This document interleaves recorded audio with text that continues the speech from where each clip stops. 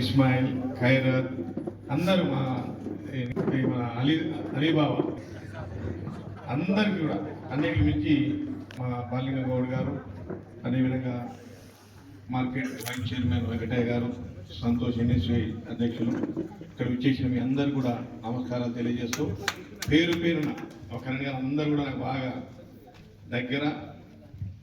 మనం అందం అన్నదమ్ములం అన్నారు అంటే అన్న ఒక ఫ్యామిలీ మెంబర్స్. మా ఇలా చాలా చక్కగా చెప్పారు. నల్లమల్ల అంతా నా కుటుంబమే. నా కుటుంబంలో నేను సభ్యులు, మీరు సభ్యులు. ఎవరు ఎక్కువ కాదు, తక్కువ కాదు. భగవాన్ అల్లా ఒక అవకాశం ఇచ్చిండు, భగవాన్ ఒక అవకాశం ఇచ్చిండు, ప్రజలకు సేవ చేసే అవకాశం ఇచ్చిండు. దాన్ని సద్వినియోగం చేసుకోవాలి.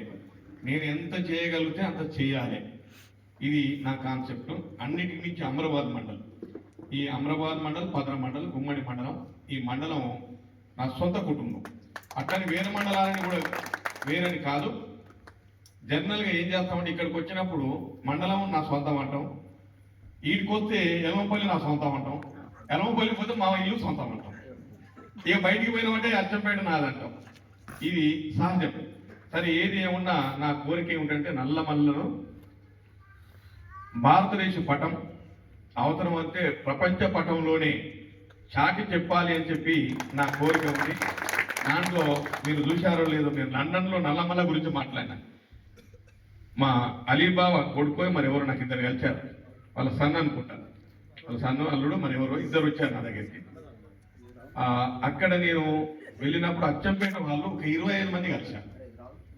25 మందిలో అమరావతి కూడా కలిశారు. అమరావతి కలిసినప్పుడు ఒక బాబత్వై అని మన ప్రాంతం, మన గ్రామస్తుడు, మన ఊరు, ఈ రకమైనటువంటి ఫీలింగ్ అందరికీ ఉంటుంది, నాకు కూడా ఉంటుంది. ఈ అమరావతిలో ఎవరు అడిగినా అడగకపోయినా నా బాధ్యత డెవలప్మెంట్ చేయాలనేది నా బాధ్యత.